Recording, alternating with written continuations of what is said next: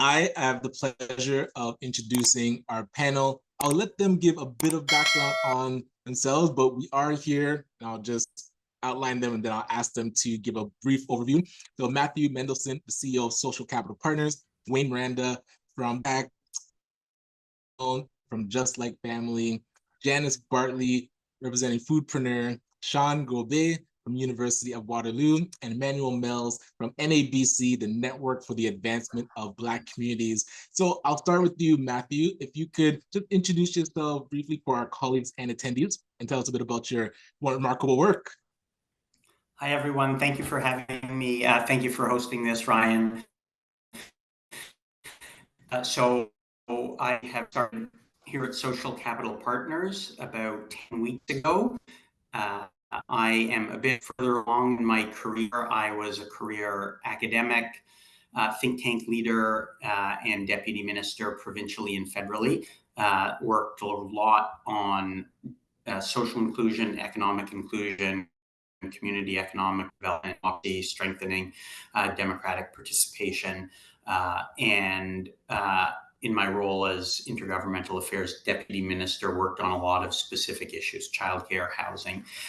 So here at Social Capital Partners, we're in Toronto. I live here in Toronto with my wife. Generational mobility, access to asset ownership like housing, and how we can build a more inclusive Canada. Wonderful. Appreciate that. And thanks for being with us. Next, I'll pass it to Wayne.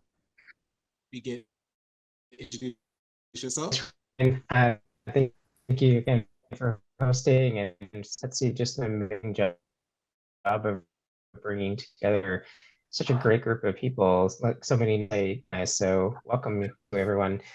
Wayne Miranda, I wear a few different hats. One is with this fund, and another hat is with Catalyst Community Finance, which is a network of community finance organizations across Canada. And I'll pass back to you, Ryan. Oh, appreciate that. Thanks, Wayne. And who do I see next? Janice, I'll go to you next. Hi, everyone. Ryan, thanks for moderating. Thanks for having me here. My name is Janice Bartley. I am the founder and executive director of Foodpreneur Lab. We are a non-for-profit that supports Black and BIPOC food entrepreneurs in the food ecosystem space, and we're looking to amplify our messaging and representation within the food ecosystem. Thank you. Wonderful, wonderful. And Sean, I'll pass it to you next. Thanks, Janice. Thank you. So I'm Sean Gobey. I am a professor at the University of Waterloo, where I also direct the Waterloo Institute for Complexity and Innovation and co-direct the Waterloo Institute for Social Innovation and Resilience. The social acquisition panel is very interesting to me, in part because of a big project we led a couple of years ago called the Legacy Leadership Lab, where we actually coined the term social acquisition. Not that people hadn't been doing things like this before, but this was language we helped attach to it. Excellent, and appreciate you being part of this conversation. And Emmanuel, we'll wrap it up with you. Thank you, Ryan. I'm so excited to be here. Thanks for the invitation. I'm Amanuel Melles, joining you from Toronto, the founding executive director for the Network for the Advancement of Black Communities. 5 years in the making, exclusively focusing on Afrocentric transformation.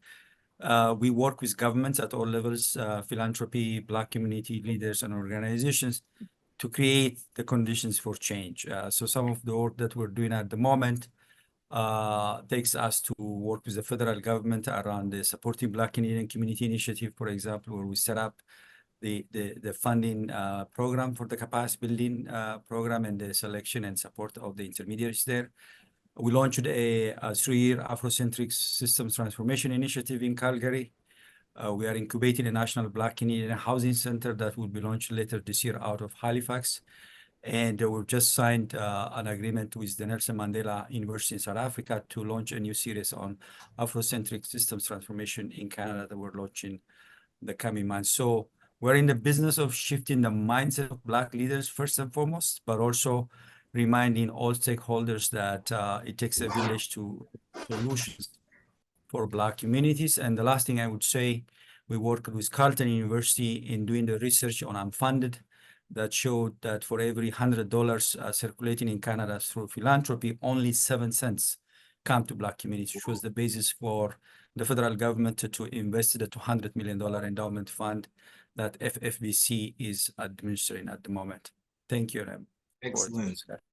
And really appreciate that overview. And as we start the conversation around social acquisition, we'd love to get a bit more context on the missions that each of you have. So Carla, I'll start with you if you wanted to dig in a bit more into the mission around social acquisition.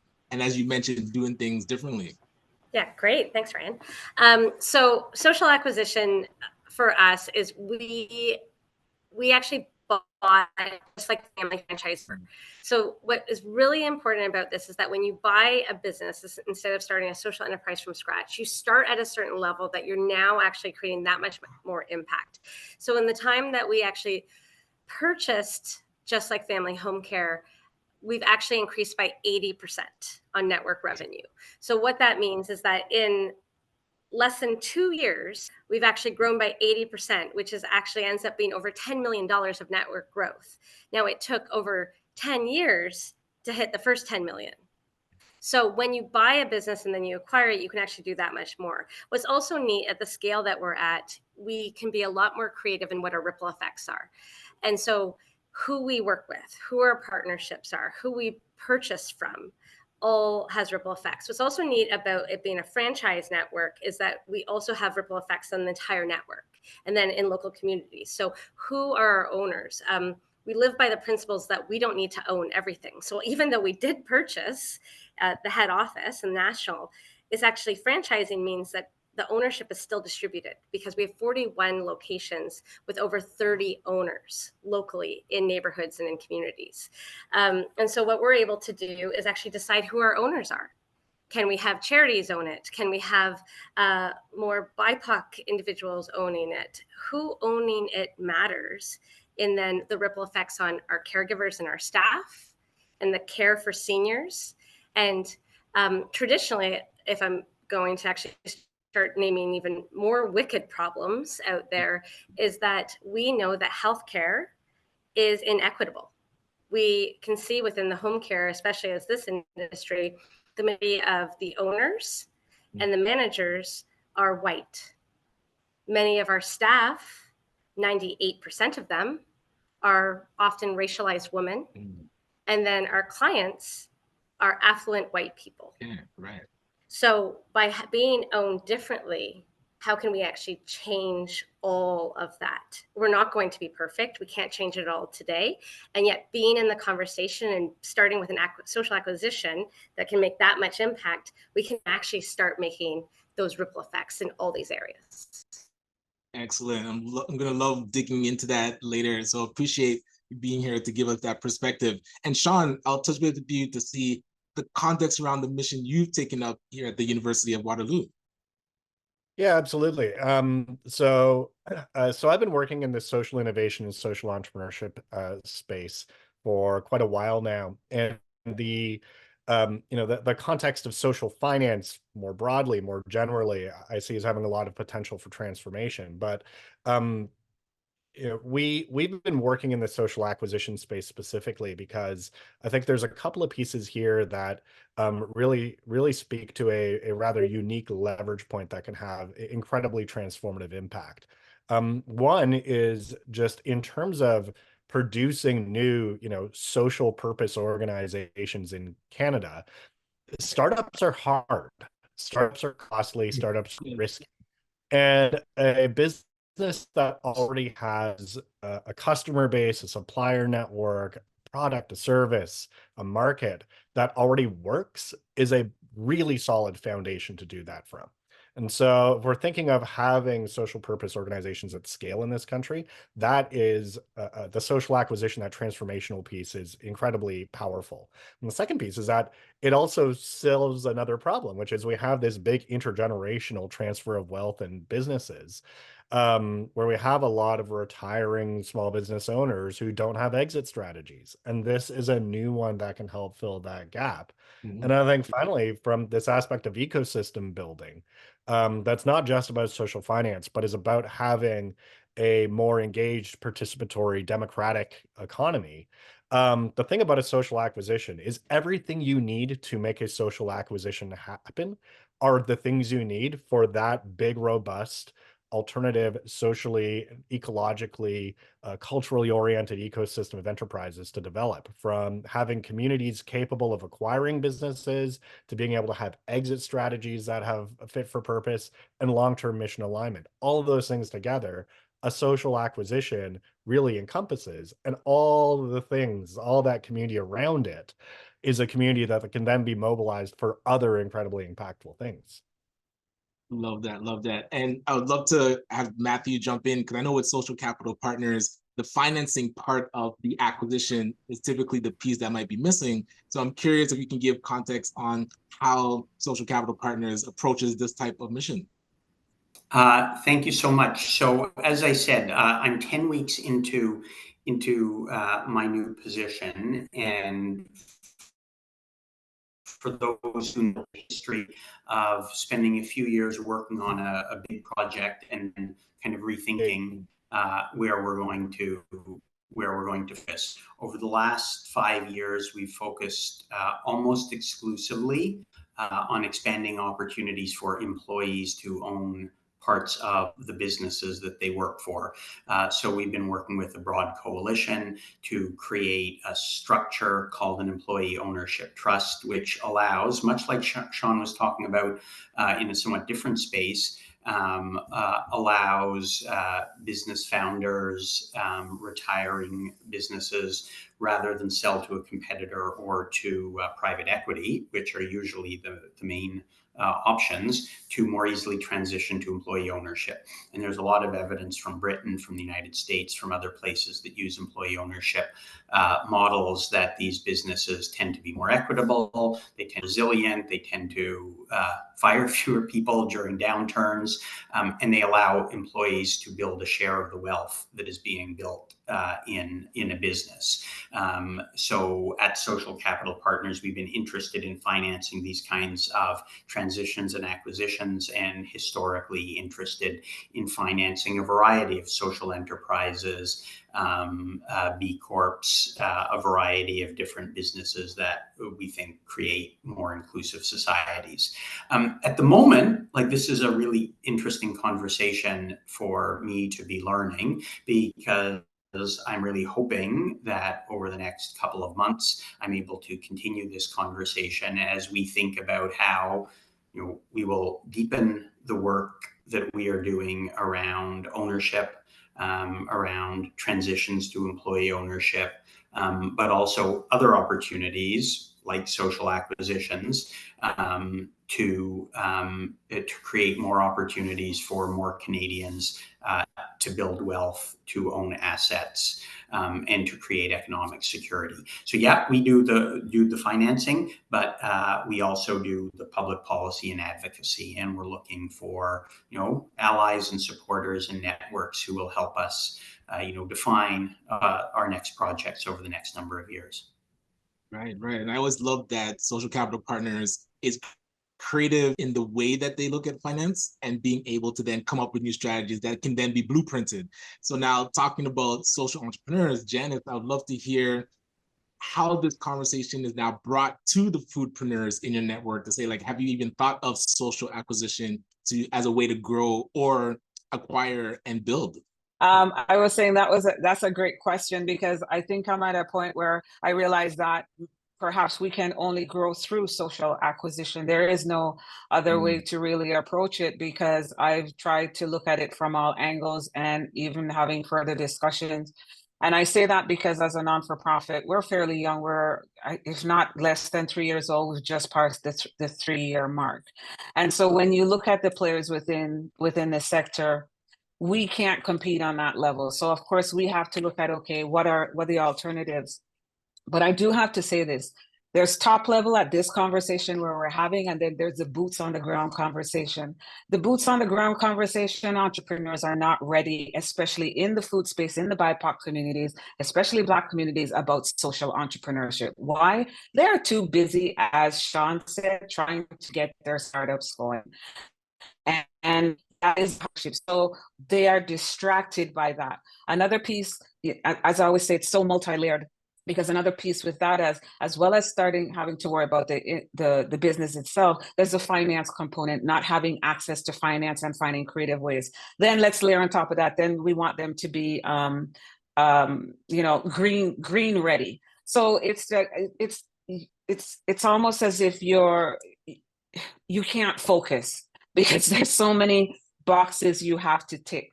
So my approach right now has been for Foodpreneur Lab to look at how we as an organization can participate in that social acquisition piece by looking at businesses or entities or facilities specifically that we can have ownership for within our communities, because that is where a huge deficit is. If you start to look at the expected growth as entrepreneurs that we are asking them to do, and then we look at the gaps in terms of the infrastructural deficits, we can't bridge that. And so the question then becomes, how do we do that? We have to have ownership in some way, shape, or form. And so the struggle is banks do not, look at us in the same way traditional as businesses. And so this is why that social acquisition piece and social venture piece is very important. However, there is a huge learning curve on top of that as well, which is if you've not played in that space, you have to learn to understand that, and you also have to have a knowledge base of who are the players within that space that can help bridge that gap to take it back to the food entrepreneurs as well. True. And that's where, when we're talking that macro level versus micro level, that's where I'd love to see, Amanuel, when you're running now the network for the advancement of Black communities, you're at that macro level. So what can we do to advocate so that it becomes easier for entrepreneurs to focus on social acquisition? I'm curious, the context that you bring to this mission at hand. I'm really listening with my heart, the interventions that people are making.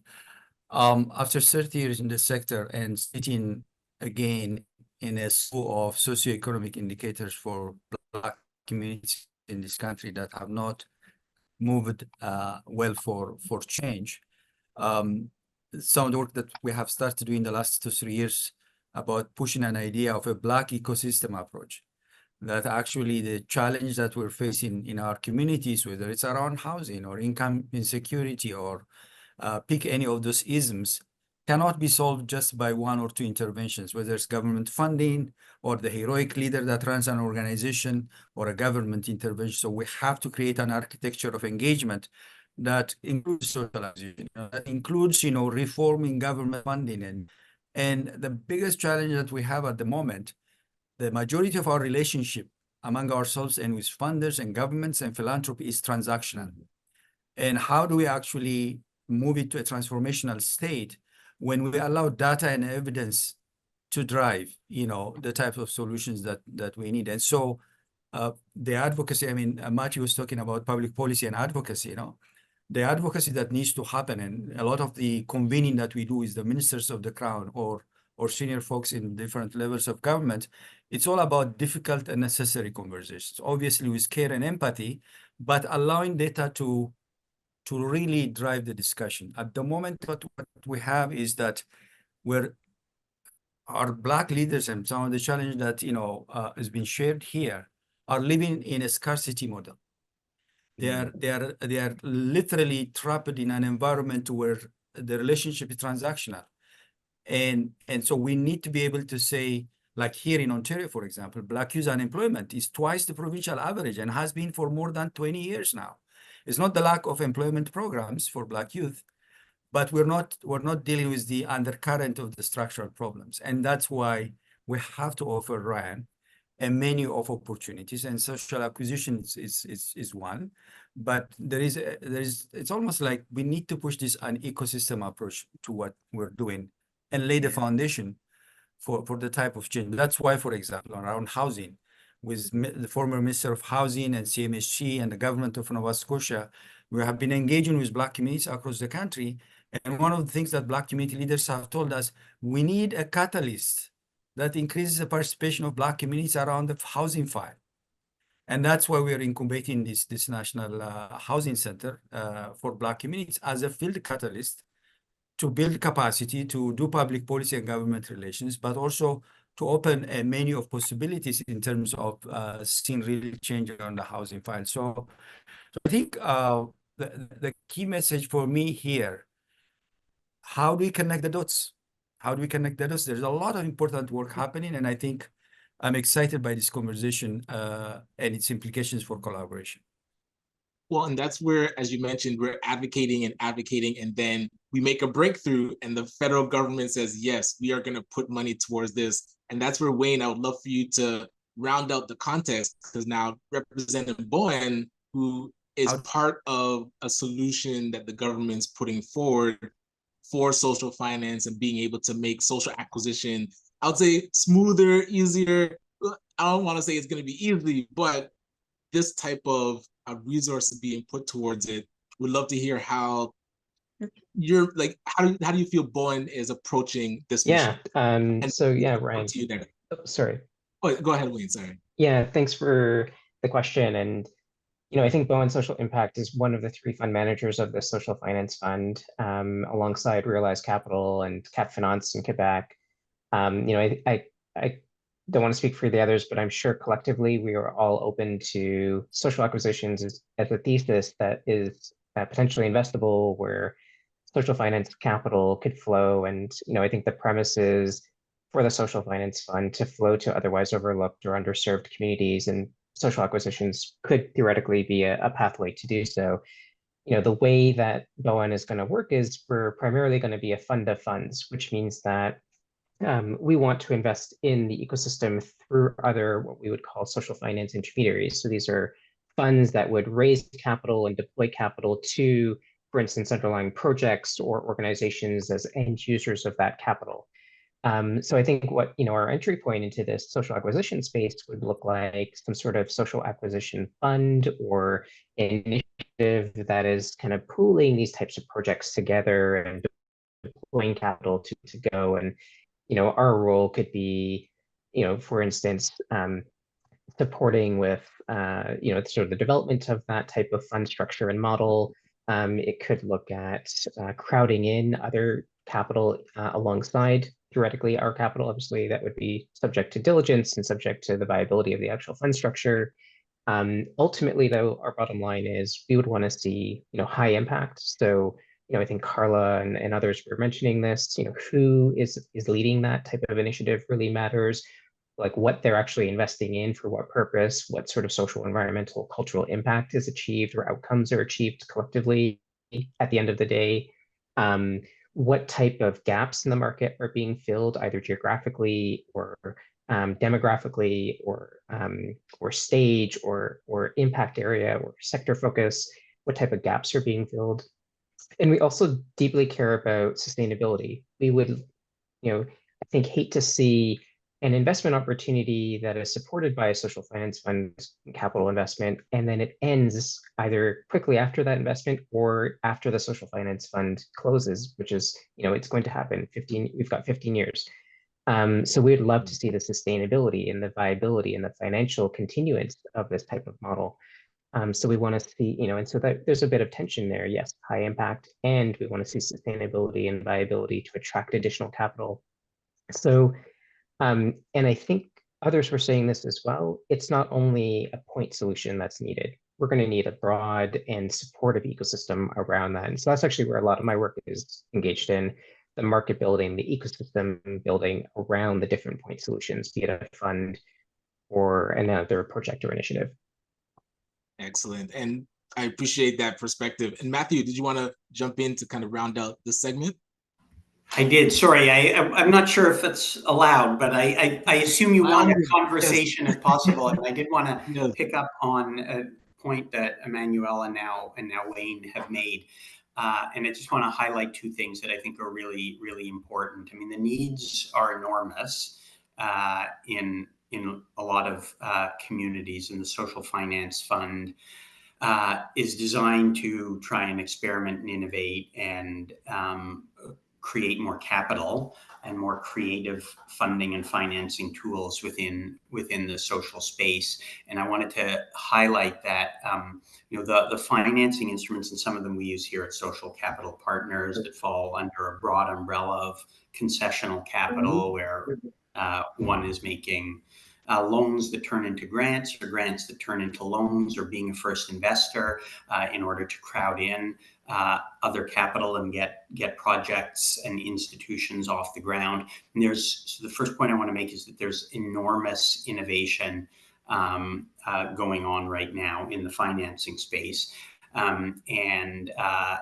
these are not, ideal, perfect magic bullets or ideal solutions, but there are real innovations going on that I'm hoping can put more capital into communities and projects. And the second point I just wanted to highlight, picking up on Amanuel's point, is that there is so much diversity right now in terms of projects and needs, and so many interconnected issues, how wealth is being created, and how global capitalism is working, that I just think it's so important that, as Amanuel talked about, this ecosystem of projects that are developing in different approaches, that one solution, as many people possible are talking to one another, are experimenting with different approaches, are using evidence to are working, that people are other and learning from their projects, that were humble enough to start something and realize someone else, that Manuel is doing it better than we're doing it. So I think with the development of the financing tools and all of the experimentation going on in communities right now, it's just really important that we're all learning from one another, and experimenting and using evidence effective. Yeah, absolutely. And that's where learning from each other, I feel like, is that what they call the force multiplier. And Wayne, I'll come back to you to talk about, what do you feel would be important collaborations or initiatives that would amplify your current work? There's a few. I mean, I think Setsi is the great hub in social finance for sure. So, I mean, I think there's so much work. I can't even keep up with all the work that Setsi is doing. I mean, Ryan, I can barely keep up with all the initiatives that you have as well. But maybe I would just speak to Catalyst now, if I can take a minute to do that. I mean, I think Catalyst exists as a network of community finance organizations, and I think one of our members, for instance, Thrive Impact Fund, which is a sort of offshoot of Scale Collaborative based out of Victoria and BC, has been doing this enterprising nonprofit work for years. And I don't know if anyone from Scale, I don't see them here necessarily, but I think we're looking at together as Catalyst, but also with Scale and Thrive and others, 10 Cardin Fund, the shared infrastructure that's going to be supportive to all the different types of community-based and community-oriented investment models. So we're looking at things like, the sort of administration side of making these models go. So shared back office, shared templates, shared tools, shared knowledge resources. I think everyone has said in different ways, starting up something is hard and high risk. So can we accelerate that journey and learn from each other, and actually just use some of the materials that are non-trivial, to get there, like non-trivial legal cost, non-trivial human resource cost, time, effort, sweat to get there. So, that's just one example of what Catalyst is trying to do to sort of amplify or sort of create those connective tissues to make things go quicker and easier. Yeah, I love that. And I saw, Carla, you put in the chat that, and I guess capitalistic world, it's just mergers and acquisitions. So that merger part is also included as well. But would love to have you, Carla, continue the conversation around what collaborations or initiatives do you feel would amplify your work? No, I think just talking about, from like leaping off of what Wayne was saying, is that the transition acquisition costs are so much higher. They're at least 2 to 3 times what you will anticipate before you actually do an acquisition. And so the good news is, though, once you do it, the learning curve is over. So it's much easier to continue to do that and amplify. So, and what's neat about, I think, this ecosystem is that we are open source. We all want each other to succeed. I think what's really beautiful is that when like Wayne succeeds and when Janice succeeds, that I feel that I succeed as well. And so I think that is something that we don't need everyone to continue to have to take on all of that learning. We can actually do that together. What I also heard from Matthew, though, was like this idea of that if someone else is doing it better already, that we can just jump in with them. Yeah. I think, again, there's this whole founders piece that we don't have to own it all. I've already said we don't have to do it all ourselves. And so the idea around a merger as well is like, let's be open. I think for us, in terms of collaborations, I go into any conversation without an agenda, without knowing what I need at the end, with openness and curiosity, because especially with everyone in this ecosystem, like there is a way that we're going to find commonalities and a way to move forward together, that it will be bigger together. So I don't know, I think that's kind of like, we probably all learned that in kindergarten, but sometimes it's a nice reminder. And did it stick? Because I feel at some point we forget that we're lifelong learners. And Matthew, I did see you put a note in the chat. Are you able to about centering these initiatives? Sure. I mean, I don't want to take up too much space. It was kind of a follow-up on the point that I was making, which is I do think that there is an openness now more than there has ever been to the kinds of models and approaches that many of the people on this call have been using for decades, often, you know, away from the spotlight, not centered, with insufficient resources, talking to government, and government kind of doesn't understand it, and it doesn't fit into any box. But I do think that you know, our sense of how capitalism is doing at generating broadly shared prosperity and economic opportunity you know, is being challenged. And so there are opportunities to look at employee ownership and co-ops and social enterprise and social acquisitions and you know, purpose-driven corporations or foundations. So there's just a lot of new models that people here are familiar with, and new financing tools that people here use, that I think, let's call it the orthodox mainstream in government, is increasingly looking towards or coming to and saying, oh, can this work? Because what we've been doing for 30 years isn't working so much. And that's the learning curve that comes with experience. And a lot of times we need that space to be able to fail and test things. And I'll come to you because I know we've been working closely as part of the Black entrepreneurship ecosystem, but still that's like a great start. So I'm curious, what would you want to see in additional collaborations or other initiatives that could really amplify your work with Foodpreneur? I think a lot of it's been said in terms of the collaboration is utilizing spaces or using existing spaces that are grossly underutilized, so that you don't have to go in and recreate the wheel. And I've been saying this for the last, I don't know, 6 years in the food ecosystem space, which somewhat was unheard of because everybody, to Carla's point, wanted ownership. You had to own it. Unfortunately, if you don't have funds, you can't own, so you get creative, and this is where that concept comes in. But as I'm listening to the panel today, which, you know, all that information is great, what's not lost on me is that there has to be an educational piece, because the language is different, the approach is different, the execution is different. And so in terms of, it's not that what you're saying doesn't have relevance, but do we understand as a community the value of what you're proposing? And so if we can't wrap our heads around that, we can't get to that destination point. And so I listened to what Amanuel was saying, which is, yes, we have all these ecosystems and it's great, but again, we have health, we have food, we have all these other things before we can get to, you know, I always call it the promised land, you know, of this vision of what we have.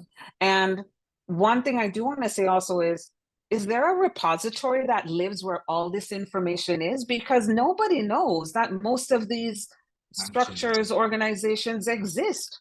You know, I'm just hearing the words, I'm jotting down notes frantically. and so that also, that was a light bulb moment, like, well, hang on a second. If we want to know who exists that has this money that can help us, that's one. Two, the people who have the money, what are they looking for and who do they partner with and what is the goal? And three, what is the inventory that's out there that's accessible, that's underutilized, that we can also borrow, you know, or lease or whatever it is? Yeah. We don't have that. So it's really flying blind and being told that, listen, it's great, we're golden, we'll get there. that does not work. And I think to your point, Ryan, the ecosystem is what it has been, but specifically the Black ecosystem, and this is my last piece, has been great. However, it does have a caveat, which is, to Amanuel's point, it is predicated on funding. We've now seen 4 years of excellence, and we're sitting on the precipice wondering if we're going to get another 4 years from somewhere. So this idea that we have to be continuously dependent upon funding because we have no assets to leverage, we have no skin in the game, has to change our behavior and our approach. 100%. And Sean, I'd love to get your feedback if you wanted to jump in and piggyback from that. Stack of expertise and And policy. Carla mentioned that where after you go through it once, just of a business, and it feels like, your brain's on fire, but I know at the end of it, we'll understand it and then we can do more of it. And Amanuel, I'd love for you to kind of round out this segment with your perspective. No, I was going to, I think one of the things that is striking me is like, how do we protect the gains of the last 3-4 years? Like when you talk about people of African descent in this country, it, Ryan and others, the investments made federally, whether it was in response to the UN Decade of People of African Descent, that's how extended, or the George Floyd phenomenon. There have been investments, some big funds. The Ecosystem Entrepreneurship Fund is one example. The Supporting Black Canadian Community Initiative is another. So part of this is like, how do we bring data into the conversation, impact into the conversation, and also have a courageous conversation, what needs to continue and be sustained to bring change for our communities, yeah? And so that type of public policy advocacy starts by having courageous conversations at the community level among leaders and say like, what's the change that we're buying out of investments for Black communities? Yeah. And so for me, I think like, as we start charting new paths and new solutions, some of the comments that Matthew is making in the chat makes sense to me, is how do we have actually a courageous conversations about the sustainability of this? As we are launching a new center on housing, for example, we're having parallel conversations among ourselves. We have a National Advisory Committee of Black leaders, but also with CMSC, with others about, so what? We're launching a center. What's the value add? How are we going to sustain this? Yeah. Yes. And I think it's very important for us to link this discussion to the impact question, to the sustainability of and protecting the gains of the last 2-3 years. Yeah. Well, and really, I wanted to dig in a bit into each of your priorities. So, Carla, I know working and building Just Like Family, the growth is amazing to hear 80% since you took over. So I'm curious, what would be your key priorities right now that you're working on? Thank you. We're having fun. I think that's the most important. So priority number one, have fun. Number two, I think we're treating Just Like Family as a giant experiment, and we've never lost sight of that. And so that allows us to do things in a more daring way. And I think just in the industry that we're in and the growth and the tailwinds, we have the privilege, and I think the responsibility as well, to experiment. So what does that look like to us? We're experimenting how to bring home care to rural. How do we actually have like FT, full seasonality employment in rural, and empowering people to age in place in rural? We're looking at various ownership models. So how do we own things? How do we finance things? How do we exit? So new exit strategies. So ESOPs, co-op conversions, and what does it look like to have a franchise actually at that certain level?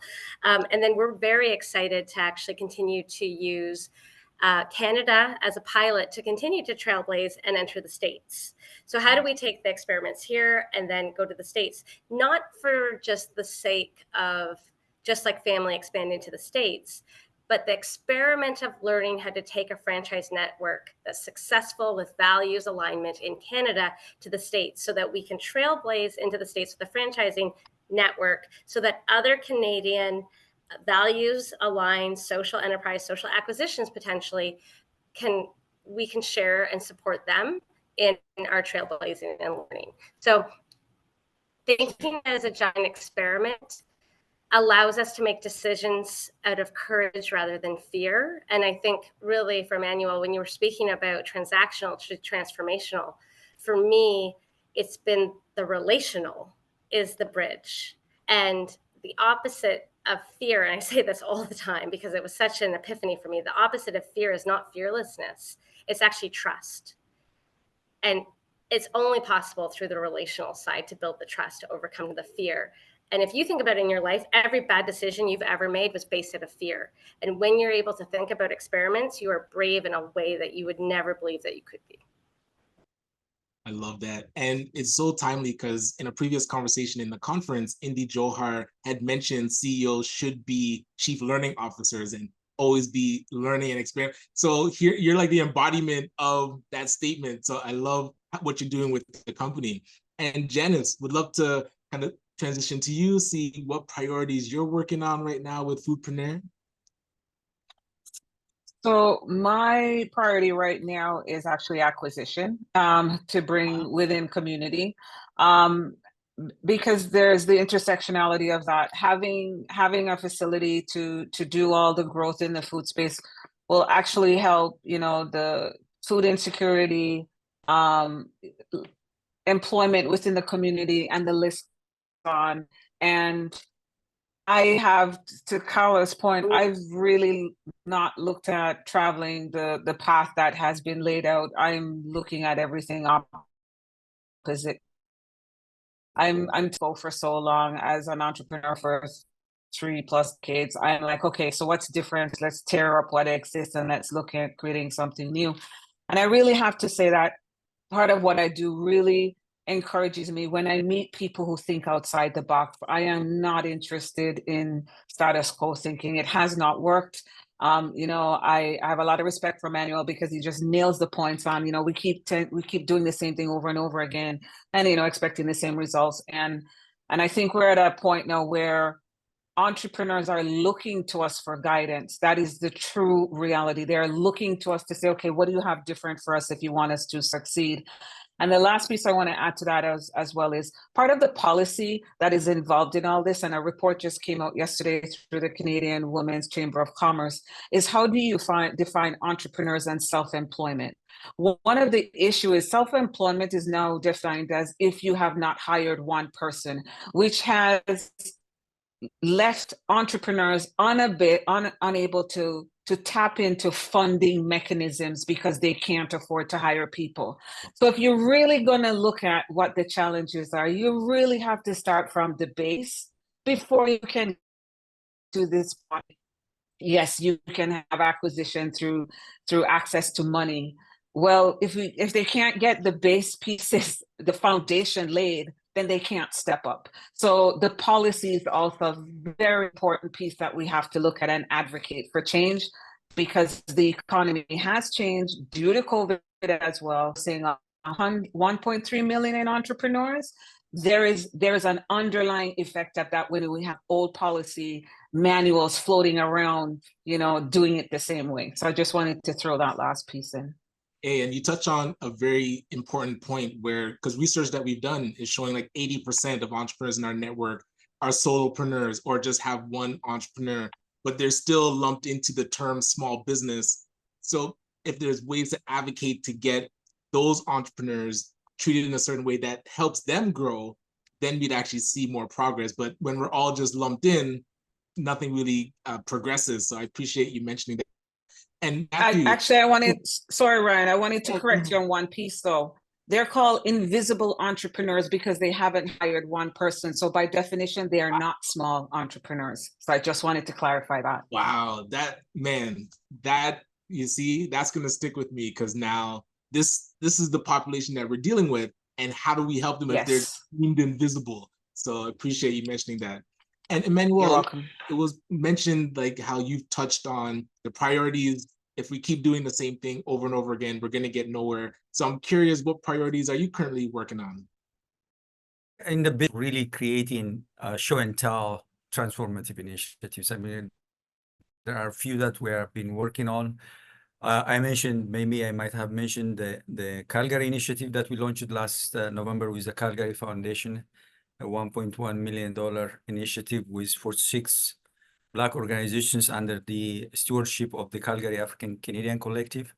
We're about to embark on a new one in Toronto, focusing on systems transformation to address the African refugee crisis, for example. Yeah, yeah, the immediate need is there in terms of responding, but how can we prevent this from happening in the coming years?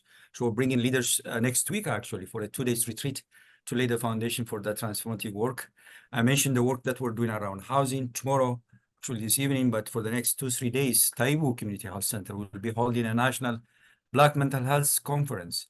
We've been supporting them, for example, about creating a community of practice through knowledge mobilization of federally funded Black mental health initiatives. So we're busy in a number of things, but there's one thing that we're doing that's exciting me, which is kind of we start putting in motion. We've been working this for some time, but we need to allow data to tell us where we are and how we can move from our current predicament. So we're kind of going to launch this year what we call the State of Black Community Scorecard. And that is going to be kind of the vital signs for Black communities, working with Stat Canada and primary and secondary data. Where are we in terms of education, housing, all these isms, and what's the movement that we need to make? And then allow kind of, data and benchmarking to get to the federal, provincial, and other governments and philanthropists, work with us to create the conditions to make movement on this. So I'm excited about that. It's going to be a huge collaborative initiative with Black leaders, allies in the sector. Some of you are aware about the work that we have done with Imagine Canada and others around launching the Equitable Recovery Collective, 16 organizations that last July launched the first ever equity benchmarking study of the sector itself. Similar to that, we want to bring Black leaders, allies, governments, and philanthropy and say, let's benchmark where we are. And lay the foundation for the change that we want to see. Maybe we will not be around, but we need to allow data to inform the work that we're doing and move from a scattergram that we have at the moment, where government is throwing money at problems in Black communities, to sit at the table, not have a discussion about money, but have a discussion about data, the shared understanding of the scope of problems, and the solutions that we need to scale. And that's why this conversation and the work that all of you are doing is so critically important. And NABC is there to just as a catalyst to hold the space for this type of conversations and movements. So those are some of the things. We're bringing Indigenous and Black leaders together. We have launched last year a Black community eldership program with an elder in residence program. So there are a number of things that we're doing, but the most important thing is holding the space for the amazing work that Black leaders are doing across the country. Excellent. And always appreciate you being able to share that, and do keep us in the loop as those develop so that we can participate and support. And Matthew, would love to hear about the priorities you're working on with Social Capital Partners. I know you're only 10 weeks on the job, but I'm sure they've given you the marching orders. So I'm curious to see what are the key priorities you're working on?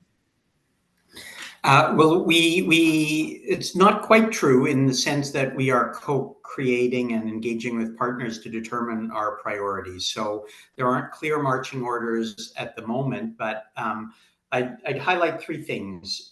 First, our principle is that we want to choose a small number of areas or issues where we are going to focus, that we are uniquely placed to have an impact, where others cannot act because, for whatever reason, because they have funders who will object, because they don't have the resources, because they don't have the expertise. So we really want to make choices about where there is space in the environment that we see a need, but that no one is acting. So we'll be making those choices informed by input soon. The second thing is, our priority is clear, though, and our priority is that increasing wealth concentration and increasing obstacles to owning assets is socially and economically destabilizing. It is morally offensive, and it is democratically destabilizing. And so the wealth concentration and the economic and political power that comes with it are problems. And we want to make choices to push back against those trends. I'll say a third thing, which will be a priority in that, is supporting and investing in and profiling and supporting where possible, the successful work of others. And some of the network here, some of the partners, some of the people who we've been involved with coalitions previously. But we think that there are lots of really good, viable models out there to make our economy more moral, more just, more fair, more productive as well, more resilient, and that those are not getting the attention they should in the mainstream media, in mainstream government conversations, and we want to help support and invest in that work. Excellent. We appreciate that. And I'll shift to you, Sean. Being with the University of Waterloo, I'm curious the key priorities that you're currently working on and things that we can be kept in the loop with. Sure. One is just simply kind of continuing a lot of the training, capacity building work that we're doing. And most of that falls under the umbrella of the Waterloo Institute for Social Innovation and Resilience. We've been doing a lot of work on social innovation and social finance for years there. But there's two kind of forward-looking ones that I thought would be worth talking about. One is, thinking in terms of what community-driven, more participatory economies look like. There's an area I've been working on for a while that I'm looking to make a big push forward with in the next couple of years, which is around participatory budgeting. And that's often a process that's used at kind of a municipal level, but I actually think we should think of it more broadly with how we use it within organizations, within networks, decision-making, within cooperatives, other organizations. Just think about uses for participatory budgeting other than just public financing. Mm-hmm. And the second, and this comes specifically out of the social acquisition work, one of the questions that anyone who's kind of thinking critically about social acquisition should look at is, if this is a thing that's so good, how come we don't see more of it? Right. Because the case seems obvious, and and we shouldn't be able to, we should have a hard time figuring out how to, not just being like, hey, Carla's going to show up. It's going to be, yeah, but there's 1,000 Carlas. Which one are we going to pick that's on the call? Like, that should be where we're at here, and we're not. And so one piece that came up in this work that I really wanted to explore in more depth, and I'm lucky to have the support of the Rutgers Institute for the Study of Employee Ownership and Profit Sharing, where I am a Social Capital Partners Fellow, which is a thing that Matthew probably is hearing about for the first time right now. Is I'm looking at the work of business valuation. So anytime you are selling or buying a business, you kind of have to attach a price tag to it. And the thing is, folks who are doing business valuation are all kind of using the same systems, which are all really amount to, like, how profitable is the business? How profitable do you expect it to be over time? Do some discount cash flow kind of rates. I don't want to get too finance jargony on that, to figure out a price tag for that acquisition. And my hunch is that if we're all using the same models for business valuation, then the private equity firms who are going to have access to the most cheapest capital in the world are going to be able to outbid social acquirers 99 out of 100 times. If not, 9,999 times out of every 10,000. Like, I don't see where we're going to find the opportunities. But if we take a different lens on business valuation, that isn't an investor-focused lens, but is some other focused lens, then maybe we actually come up with different numbers, which creates different opportunities for acquisitions. So, as a starting point example, does a worker-owned enterprise really want to cut its wages because that's going to increase its profitability? Or does an affordable housing provider want to jack up rents as much as it possibly can because that's going to increase revenues? Probably not. But right now, if we're valuing those organizations using standard investor-driven finance metrics, that's the only way we can determine the value that they offer and put a price on. Increase it. Yeah. So, but whereas, if a worker firm is valued in part by how much better its wages and working conditions are compared to alternative employers, or an affordable housing provider is valued in part by how the difference between the rents that it provides and market rents provide in the same town, then maybe we can actually come up with opportunities for social acquisitions that aren't obvious and value them appropriately to the communities who want to undertake them. Excellent. And I appreciate you sharing that perspective. And Wayne, I'll round out this segment with you to learn just a bit. Oh, sorry, Janice, I saw your hand go up. Did you want to add to that? Or yeah, I wanted to say something what Sean said as a great example. We've seen it happen in agriculture on farmland, where the majority of farms that are owned are private equity firms, which means you can't go in now.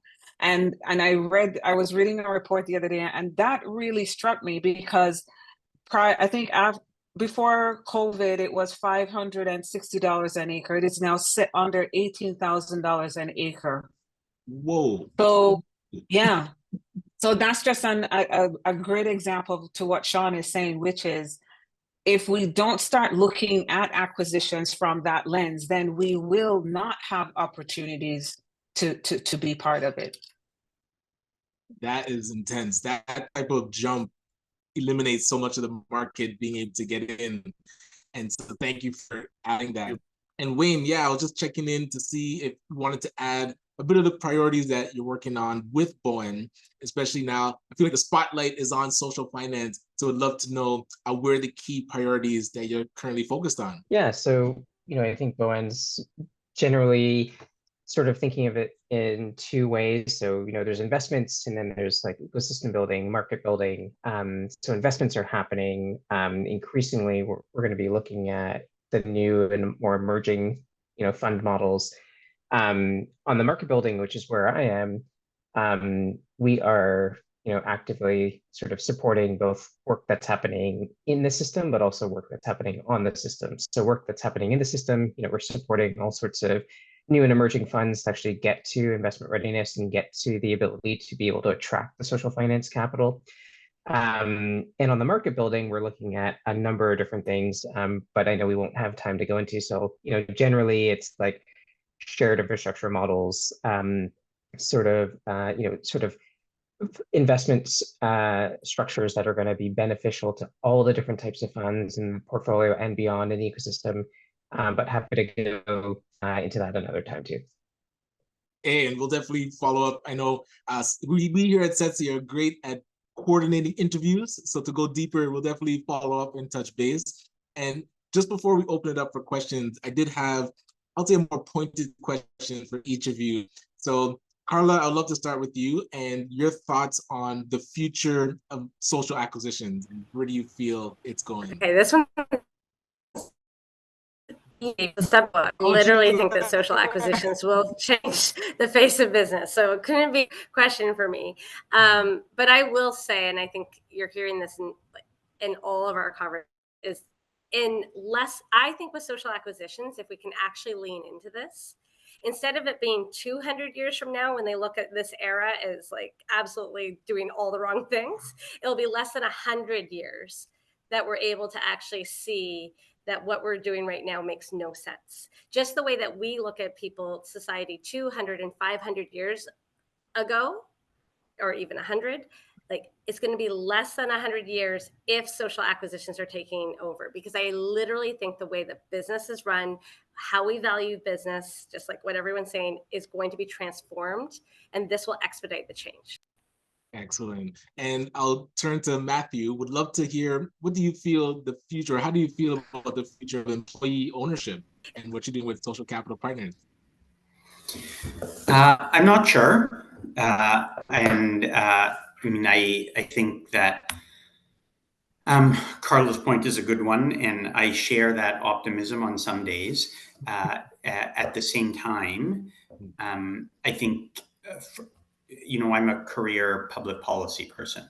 And so I think about existing obstacles, existing narratives, existing assumptions that are deeply embedded in the way we make decisions, in the values of people who are in leadership positions. And I'm not talking about politicians at the moment, but our big institutional bureaucracies and what they know about co-ops or social enterprise is very, very thin compared to what they know about the auto sector or oil and gas. And they bring mental maps and narratives. And so from my perspective, how I would answer that question is to, focus on some of the things that we're particularly interested in, and that is to work really hard on the applied research and on the advocacy side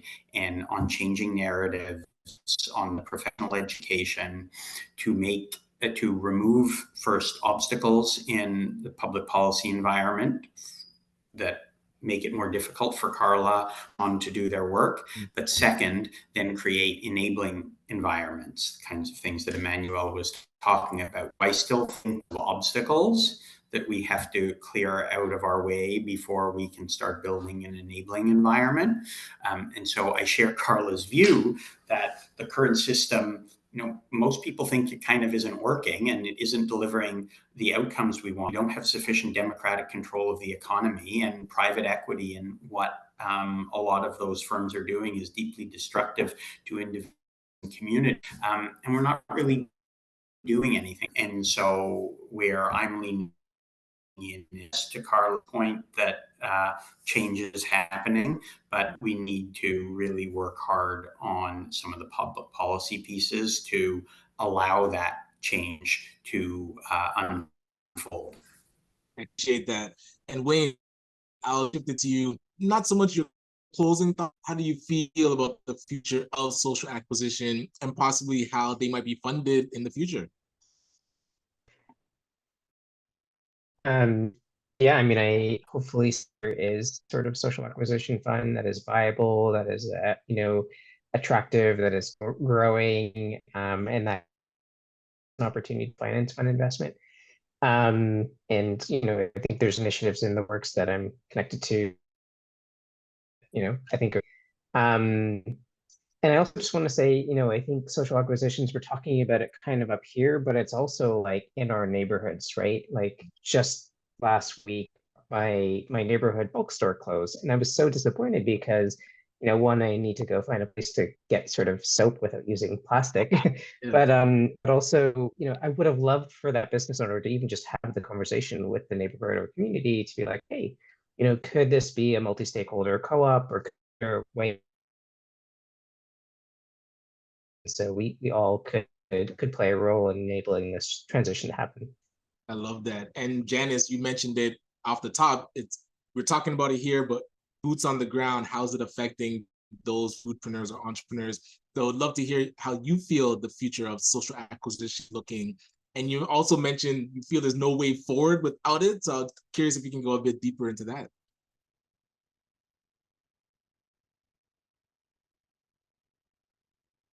Oh, that was for Janice. Okay. Yep, thank you. Yeah, I was saying that I was listening to Carla and I agree with her 100%.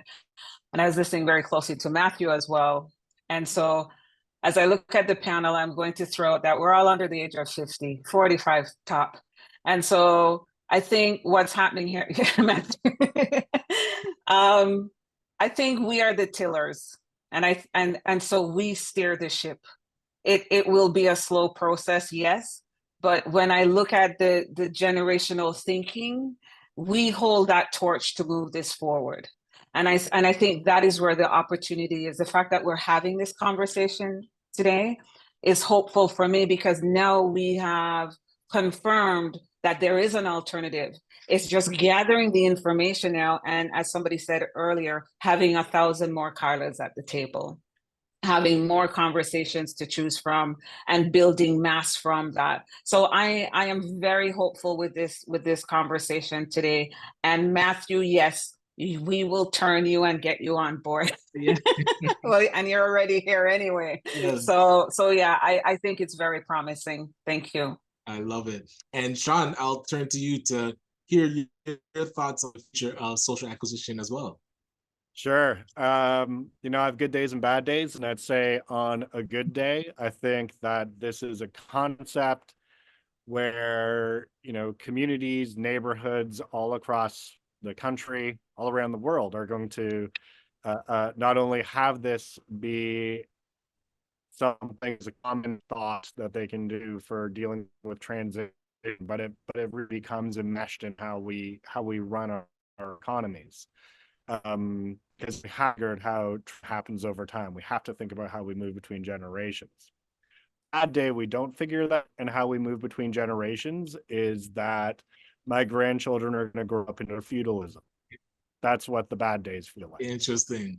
And hey, that's where the optimism must outweigh the but I appreciate you at least acknowledging it, that hey, this is how we feel. And thank you for being here. And so Elder Amanuel, I'll love for you to close out just your the future of systems transformation. You had mentioned that's Thanks, really Ryan. important. I think, as Janice said, I am really optimistic and hopeful about what's happening. And this conversation today is a testament to that.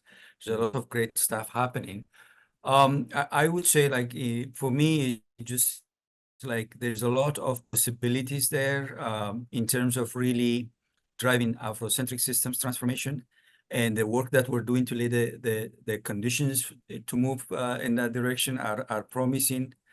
We're almost looking at Canada, different cities, and creating an intercity learning pipeline, where what's happening in Halifax can influence what's happening in Montreal or in Calgary. And there are some really big initiatives that are happening around transformation that we're cultivating.